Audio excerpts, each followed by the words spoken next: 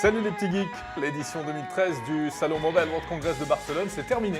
Et oui, alors comme toutes les choses qui se terminent, il est toujours intéressant de tirer un bilan. Alors que faut-il retenir de ce Mobile World Congress édition 2013? La réponse tout de suite.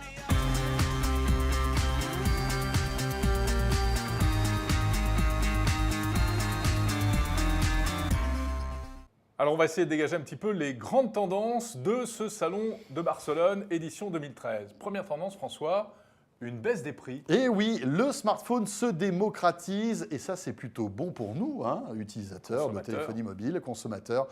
Aujourd'hui, vous pouvez trouver un smartphone relativement complet aux alentours des 200 €. C'est le cas de chez Nokia, par exemple, qui a lancé un modèle qui se nomme le Lumia 520, qui est à 199 €.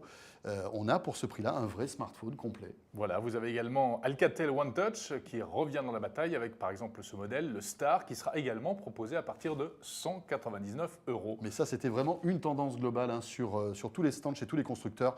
Le prix des smartphones baisse et c'est une très bonne nouvelle. Autre grosse tendance, c'est l'arrivée de la 4G. Alors, cette arrivée de la 4G était prévisible.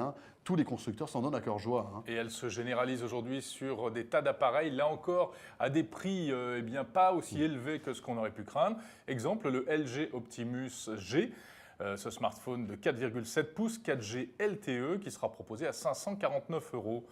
Il y a même, par exemple, un modèle de la marque chinoise Huawei qui, lui, est à 399 € et qui, en plus, intègre la dernière puce qui permet à la 4G d'aller encore plus vite si les réseaux sont compatibles. Donc voilà, 400 € pour un téléphone très haut de gamme. Là encore, c'est une bonne surprise. Alors, on peut noter d'ailleurs, François, on parle de Huawei, une forte offensive cette année des marques chinoises. C'est vrai. Avec Huawei, donc, tu viens de le dire, mais aussi ZTE, qui est une marque qui est pratiquement leader dans son pays en Chine et qui arrive en Europe et en Occident. Et puis China Mobile, alors ça, c'est plutôt l'opérateur de téléphonie mobile, mais qui a 750 millions d'abonnés. Impressionnant. C'est le raz-de-marée chinois qui arrive jusqu'à Barcelone. Avec de grosses ambitions. Par exemple, Huawei qui ambitionne de devenir le numéro 3 français de la téléphonie mobile en 2015 et même le numéro 1 mondial en 2017. Autre tendance qui émerge de ce Mobile World Congress 2013, c'est l'élargissement des écrans de nos smartphones. Voilà, ils deviennent de plus en plus grands. Maintenant, on va dire que la tendance est à 4, 4,5, 5 pouces pour on va dire le minimum syndical. Et on a même des records, encore une fois cette année, Jérôme. Eh oui, alors ça va jusqu'à 6 pouces, là encore, tiens, c'est du Huawei pour le Ascend Mate. Et on a même vu des écrans à 7 pouces présentés comme des téléphones. Exemple, le Asus PhonePad. Mais est-ce encore un smartphone avec un écran Oui, c'est pareil? la question, parce que autant vous dire que téléphoner avec un appareil comme ça paraît un peu bizarre. Pourtant, c'est présenté comme un smartphone. Et effectivement, mais de l'autre côté, c'est qu'on se rend compte qu'il y a des tablettes qui réduisent en taille et qui intègrent la téléphonie mobile. C'est le cas de chez Samsung, qui a présenté sa Samsung Galaxy Note 8 pouces, qui est une tablette tactile avec un stylet et qui a en plus un module téléphonique. On peut téléphoner avec. C'est presque une nouvelle race de produits. Oui. Entre les deux, en fait, entre le smartphone et la tablette. Entre le smartphone et la tablette. Dans le secteur de la convergence, d'ailleurs, il y a une autre manière de faire cette convergence. Par exemple, chez Asus, avec le Asus PadPhone Infinity, là, ce sont deux appareils, le smartphone qui vient s'enficher sur un écran de tablette. C'est une autre manière de faire de la convergence. Petit produit insolite aussi qu'on a pu voir chez un constructeur et un opérateur russe. Il s'agit du Yota.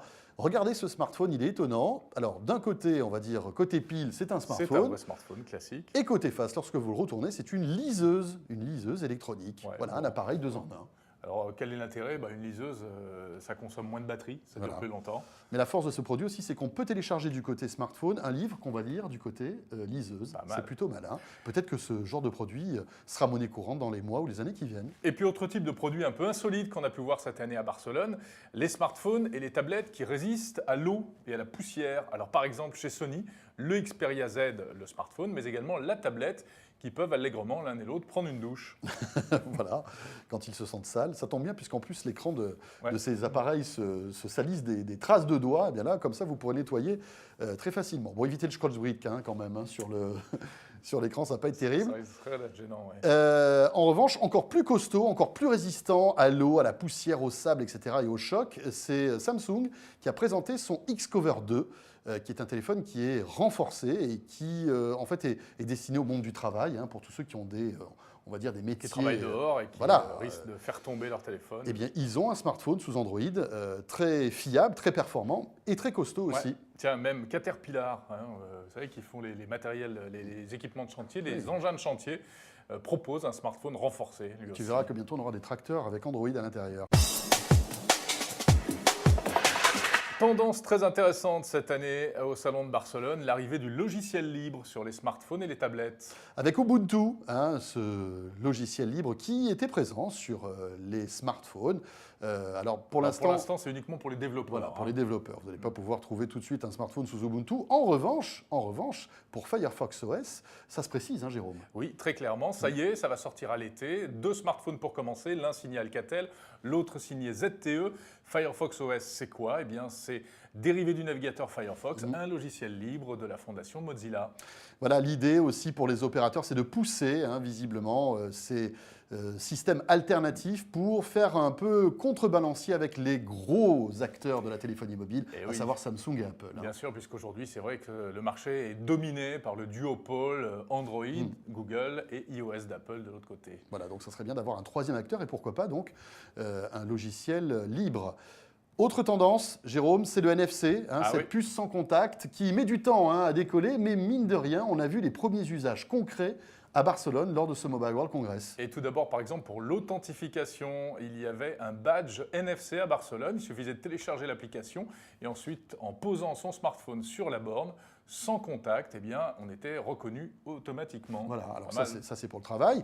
Et puis le NFC pour le plaisir aussi, pour pouvoir appairer 2 appareils très facilement. Par exemple, votre smartphone avec votre tablette ou votre smartphone, pourquoi pas même avec votre télé pour écouter de la musique très facilement. Eh bien voilà, vous posez l'appareil sur l'appareil que justement vous voulez appairer et automatiquement vous écoutez de la musique. Par exemple chez Sony, donc le mariage entre la tablette et le smartphone Xperia. Et puis sur le stand d'LG, regardez ça, c'est plutôt sympa. Donc cette imprimante NFC, vous posez votre smartphone et sans aucun câble, vous imprimez une photo. Allez, quelques petites innovations insolites qu'on a pu croiser au Mobile World Congress avec, tiens, une fenêtre antenne un peu étonnante, Jérôme. C'est le Suédois Ericsson qui propose cela, en apposant simplement un filtre spécial sur n'importe quelle paroi vitrée, vous pouvez la transformer en antenne. Alors par exemple une antenne pour une antenne émettrice de téléphonie mobile ou au contraire même pour se protéger contre les rayonnements électromagnétiques. C'est pas mal. D'accord. Et puis autre innovation qui est là est très bluffante visuellement, c'est ST Micro qui a mis ça au point. C'est le fait de pouvoir en fait manipuler un smartphone sans le toucher véritablement. Ouais. C'est-à-dire qu'en passant simplement vos doigts à proximité de l'écran, eh bien, l'écran réagit et comprend ce que vous voulez faire. C'est assez bluffant. Mais du coup, ça marche même à main nue ou avec des gants ou avec des gestes, un coup de coude, etc. Pas mal du tout. Bon alors, un petit bilan rapide de ce Mobile World Congress. François, les tendances, on l'a dit, baisse des prix, généralisation des technologies. En fait, on a l'impression que maintenant, toutes les technos sont maîtrisées. Il n'y a pas vraiment eu de nouveautés technologiques. Voilà, c'est-à-dire qu'on va confirmer ce qu'on connaissait déjà et on est là aussi, on a l'impression que les constructeurs sont là pour rendre encore plus populaires toutes ces technologies qui étaient réservées aux smartphones haut de gamme. La 4G, le NFC, etc. arrivent sur des téléphones qui coûtent de moins en moins cher, on le disait tout à l'heure. Un absent de taille aussi concernant ce Mobile World Congress. Apple, qui ne participe jamais à ce genre de salon, vous le savez, mais on a l'impression que l'ombre d'Apple était moins présente que les années précédentes. Oui. Pour une raison notamment, c'est qu'en fait, on fait pas ça que l'iPhone a pris un sacré coup de vieux. Il n'a pas toutes ces technologies, NFC, 4G, les écrans qui s'agrandissent, l'iPhone reste sur un petit format. Alors ça ne veut pas dire que vous devez jeter votre iPhone à la poubelle, mais c'est vrai qu'il s'est très en retrait par rapport aux tendances actuelles. Voilà, et une chose est sûre, c'est qu'Apple va être obligé de réagir fortement et très vite. C'est clair, pour rester dans la course, ça devient soit pour une faire obligation. La même chose, soit pour cultiver sa différence. Pour cultiver sa différence, mais en tous les cas, cette année 2013 s'annonce capitale pour Apple. On peut dire aussi que quand même, on avait, alors malgré tout ce déluge de nouveautés, un petit peu parfois de voir un peu toujours la même chose sur les stands. De jolis smartphones sous Android. C'est vrai que les designs sont élégants un peu partout. Et c'est de l'Android partout, donc forcément ça se ressemble dès qu'on allume l'appareil. Alors il y a un peu de Windows Phone aussi. Pas très présent, peu assez discret à part sur le stand de Nokia. Mais beaucoup moins, c'est vrai. Voilà ce qu'on pouvait dire. Il était important quand même de faire le point sur toutes ces nouveautés qu'on avait pu voir pour vous lors de ce Mobile World Congress à Barcelone. La chaîne techno 01net. On se est là. retrouve très vite. On est là tous les jours, bien sûr. À très vite. Salut à tous.